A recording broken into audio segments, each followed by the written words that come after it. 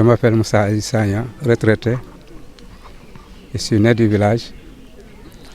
Je fais partie des sages du village. L'enfant qu'on nous a annoncé hier, qu'il a perdu sa vie, est un neveu de cette maison que je laisse derrière. L'enfant a perdu 3 de ses oncles, même père et même mère, à l'âge de 8 ans. Aujourd'hui, c'est lui qui tient la famille. Il n'y a que des femmes et des enfants.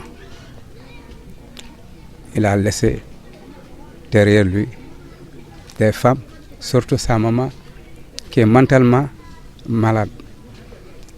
C'est lui qui soutient sa maman, ses cousins, les femmes de ses oncles. Raison pour laquelle cela nous a beaucoup frappé. Même nous, le 3e âge, nous l'avons pleuré hier. C'est douloureux pour cette famille. Il était l'unique soutien de famille. Il était l'unique et c'est un neveu de la famille. Il était l'unique, il est né ici, grandi ici, devant ses oncles. C'est l'unique famille. Actuellement, après le décès, vous revenez, vous ne trouvez aucun homme. C'est très douloureux. Et nous tirons l'attention sur les interpellations. Parce qu'on a appris hier que la police était sur les lieux. Nous demandons à la police de faire son travail, que la loi se prononce, que le tribunal se prononce. C'est ce que nous attendons de la justice, que la loi soit dite. Parce que nous connaissons l'enfant, il est sérieux, certes. Son entourage, il n'a pas de soutien.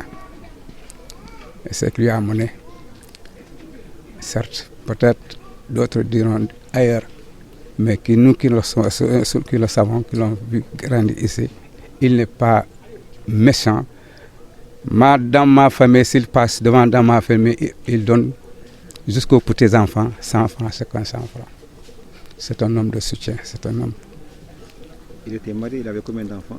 Il est marié tout récemment, ça fait même pas 1 an. Il a un enfant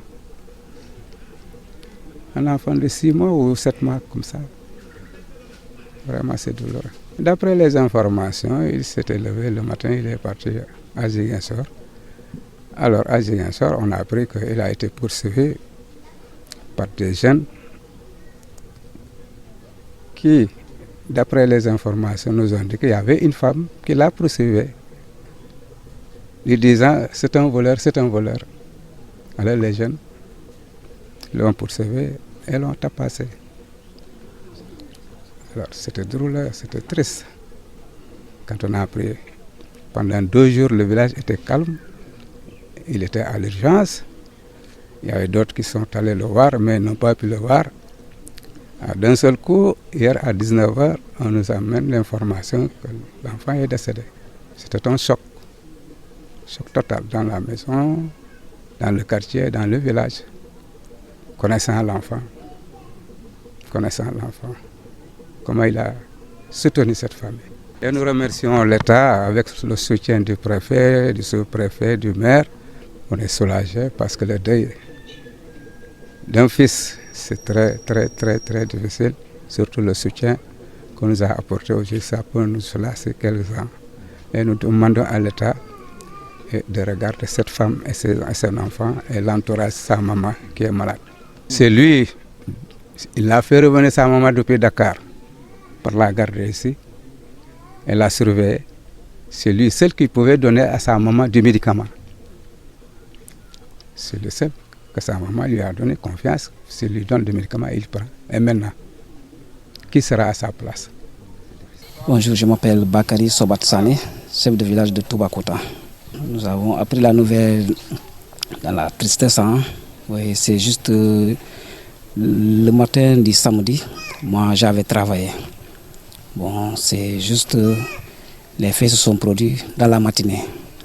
Mais j'ai reçu l'information tardivement, aux environs de 20h quand je suis rentré de Ziguinchor. C'est là où un ami est venu à la maison pour me faire part comme quoi il y a un problème un de nos jeunes a été tabassé à Ziguinchor vers Kenya. Voilà, j'ai dit qu'est-ce qui s'est passé. Il m'a expliqué comme quoi le jeune avait au bord de sa moto tricycle des troncs qu'il a menés à Ziguinchor. Maintenant, en cours de route, il a été arrêté par une dame, soi-disant que c'est une agent des eaux et forêts. Maintenant, par la suite, le jeune a pris la fuite. Sur ça, ils l'ont poursuivi jusque derrière le camp sapeur, contourné de l'autre côté vers Kenya. Par la suite, ils ont dit Saché. Maintenant, le jeune avait peur comme quoi on allait l'attraper. Maintenant, il a sauté et laissé la moto tricycle et courir, entrer dans une maison. C'est là qu'on l'a trouvé, on l'a tabassé. Voilà. Oui, il avait été gravement blessé par rapport à ce que j'ai reçu comme information. Oui. Il avait été gravement blessé. Oui. Bon, finalement, on l'a amené à l'hôpital régional. Ils ont appelé des sapeurs-pompiers qui l'ont évacué à l'hôpital régional. Mais arrivé à l'hôpital, ils l'ont fait entrer dans les urgences. Mais comme que il a subi des blessures qui sont vraiment très douloureuses, on l'a évacué directement en urgence. C'est de là qu'il a fait tous ces jours-là. Maintenant, par la suite, le dimanche, j'ai été là-bas pour lui rendre visite, mais je n'ai pas pu le voir. Parce que pourquoi? En urgence, c'est difficile d'avoir l'accès. J'étais là-bas le matin aux environs de 8h jusqu'à 9h. Je ne l'ai pas vu, je suis rentré. Maintenant, sur ça, je faisais des appels pour savoir comment il se portait. Mais juste quand l'incident s'était produit, c'est le sous-préfet aussi qui m'avait appelé pour me demander qu'est-ce qu'il y a dans ton village. Je lui ai dit présentement je viens d'arriver, mais c'est un de mes amis qui était là qui m'a donné l'information. Mais sur ça, je vais passer à la maison pour demander réellement ce qui s'est passé. Quand je suis arrivé, j'ai trouvé une de ses tantes qui était là. C'est sa maman, oui, une de ses mamans.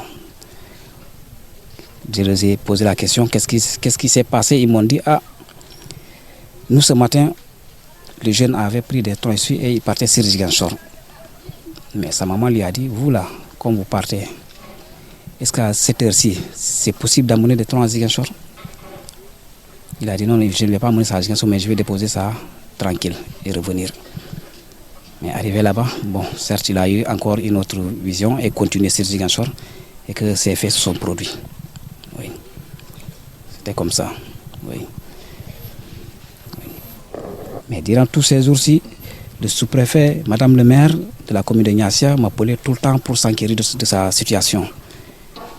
Jusqu'hier, vers les coups de 20h, quand je suis rentré de Ziguinchor, le sous-préfet m'a appelé pour me demander est-ce que vous avez reçu l'information? Je lui ai dit je n'ai reçu aucune information.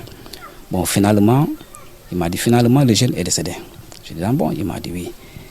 Mais ce que je compte sur vous, c'est vraiment d'apaiser les populations. Parce que vraiment c'est douloureux. C'est douloureux. Donc il ne faut pas que les gens pensent aller faire autre chose différent de ce qui s'est passé. Parce que nous sommes dans une douleur. Donc cherchons à atténuer cette douleur-là et pour voir la suite, qu'est-ce qu'il faut faire. Oui, bien sûr, c'était exactement sur ça. C'était ça. Parce que des fois, tu peux dire que les choses ne vont pas aller très loin et que ça aille loin. Voilà. Vous appelez vos concitoyens au cadre? Oui, j'appelle mes concitoyens, surtout ma population. Hier, quand j'étais là, avant qu'on se disperse vers les environs de 22h, pardon, bon, j'ai eu à parler avec les notables qui étaient là et les jeunes.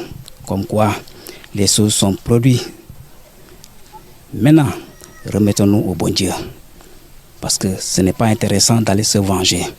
Et que nous avons une justice. Par A ou B, la justice fera son travail. Ouais, c'est ce que j'ai eu à communiquer avec ma communauté. Oui.